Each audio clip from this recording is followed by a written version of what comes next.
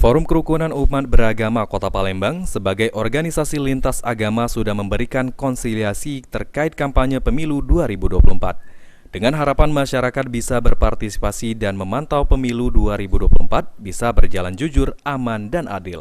Disampaikan oleh Ketua FKUB Kota Palembang Imron Rosyidi, dirinya menegaskan sebagai organisasi FKUB Kota Palembang di masa kampanye harus tetap netral, namun secara personal anggota FKUB harus tetap menggunakan hak pilih sebagai warga negara.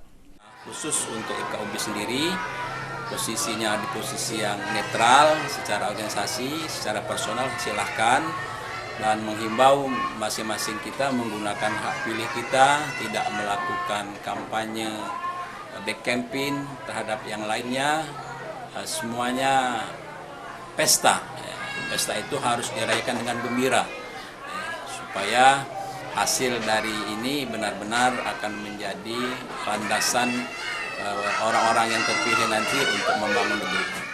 Dirinya berharap pemilu 2024 nantinya bisa berjalan dengan jujur, aman, dan adil sehingga memberikan kesinambungan pembangunan untuk kemajuan bangsa. Eki Saputra, PAL TV.